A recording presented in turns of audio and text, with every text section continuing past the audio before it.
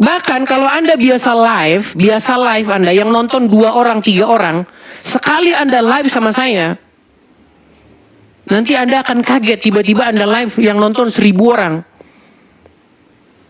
Dan orang sekarang menghalalkan segala cara, bahkan menjual ketololannya demi untuk dapat followers itu. Nah, itulah Rudy Iskariot itu, biar kalian tahu.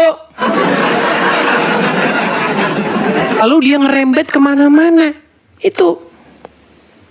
Makanya teman-teman, tinggalkan orang seperti itu. Ngapain? Dia itu rela dia itu mengambil sesuatu yang viral supaya apa? Dapat iklan di YouTube-nya. Begitu loh teman-teman. Kalau ada iklan, makanya cek. Orang yang ngomongin saya, cek. Sebelum dia ngomongin saya, lihat berapa views-nya, lihat. Sebelum dia bahas Edis TV, yang nonton dia berapa? Coba lihat itu YouTube-nya MYM. Yang nonton 100, 200, 500. Itu yang nonton. Tapi kalau dia bahas Edis TV, yang nonton tiba-tiba 20.000. 50.000, 80.000. Itu yang dicari mereka. Penjelasan saya udah begitu gamblang, jelas. Gamblang sekali penjelasan saya. Tetapi banyak orang terus-menerus. Karena apa? Pengen dapat. Kalau orang masuk ke sini itu dapat followers banyak. Cari followers susah. Coba Anda bikin akun TikTok. Susah Anda cari followers setengah mati. Makanya harus nebeng ke Edis TV biar dapat banyak follower. Mereka menjual kepongahannya. Iya, nggak peduli dia mau dibilang orang pongah, yang penting dapat followers, dapat iklan. Gitu. Nih, silakan teman-teman rekam ya, rekam. Coba teman-teman rekam ini. Rekam videonya dan sampaikan ini kepada Rudy Iskariot. Rekam ya, rekam. Perhatikan. Ini anak Batak telepon saya 2 hari yang lalu. Lagi pula kemarin sudah saya telepon dia, Rudy Yohanes. Nggak jelas kan? Tapi dia bilang katanya, katanya main judi slot. Yang bener yang mana? Saya pun jadi nggak ada yang saya percaya lagi begini gitu loh. Mau kalau orang memfitnah seseorang bisa langsung percaya. Ada dia kasih aku uang, kan nggak ada dia kasih aku uang. Kecuali dia kasih aku uang, aku bikin main judi baru salah. Ini uang apa dikasih dia sama aku mau bikin judi slot? Pembohong itu Aku takutku nanti kalau ku simpan di hatiku ini kan. Dengarnya kan? Takutku nanti ku bawa ke pidana, biar dirasakan dia dulu di dalam. Banyak kasus-kasus kayak gitu di sini, mengumpulkan donasi tanpa seizin, mengumpulkan donasi tanpa bertanggung jawab. Ada kasus. Tuh, panjang itu, tapi saya ambil sedikit saja. Intinya apa? Gini, biar teman-teman saya kasih tahu asal muasalnya ya. Nih, karena saya juga harus ngomong. Kalau saya diam terus juga, banyak orang yang masih percaya aja sama dia. Dengar ceritanya. Sekitar 4 bulan lalu kurang lebih, saya sedang live. Ya. Diteleponlah saya oleh Rudy Simamora.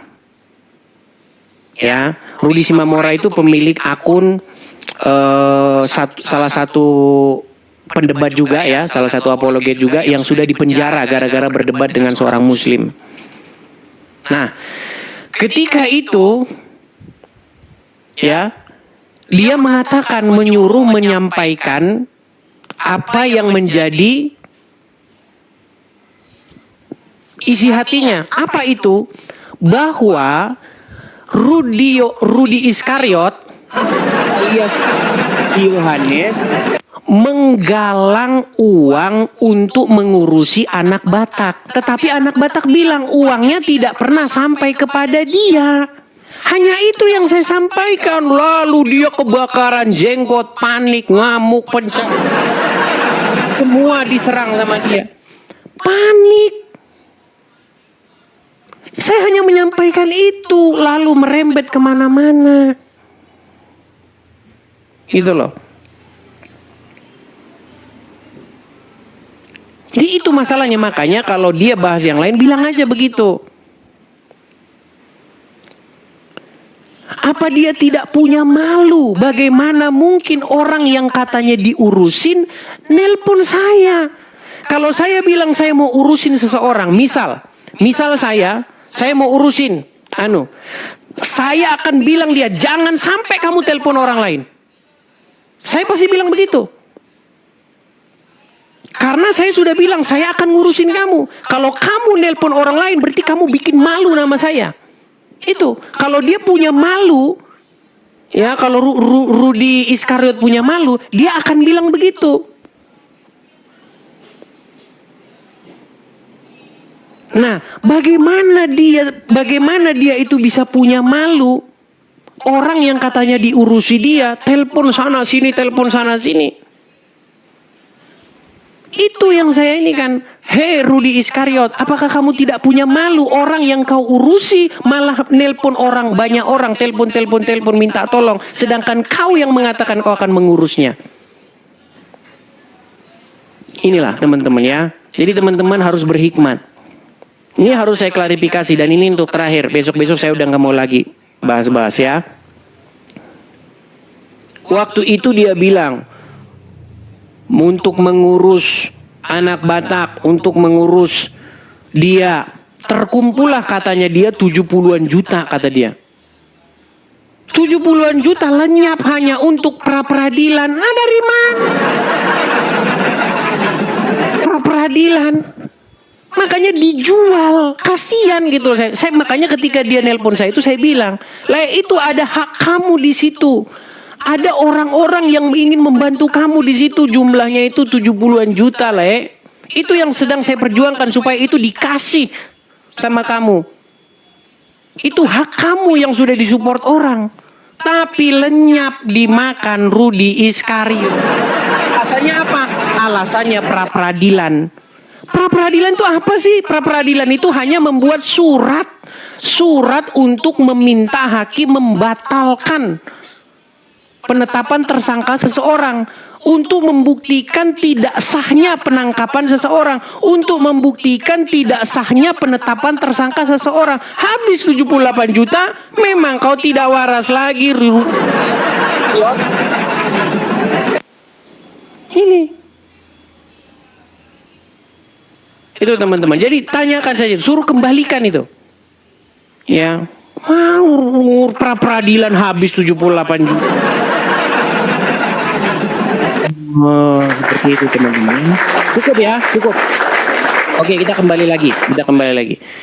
Jadi teman-teman, ya, saya itu sebenarnya sudah berusaha untuk menghindari. Saya tidak pernah menanggapi ini, tapi terus ngomong terus tak henti-hentinya. Jadi saya tanggapi sekali biar sadar. Tujuan saya seperti ini apa? Supaya sadar. Ayo bertobat, ya, berubah, ya, seperti itu.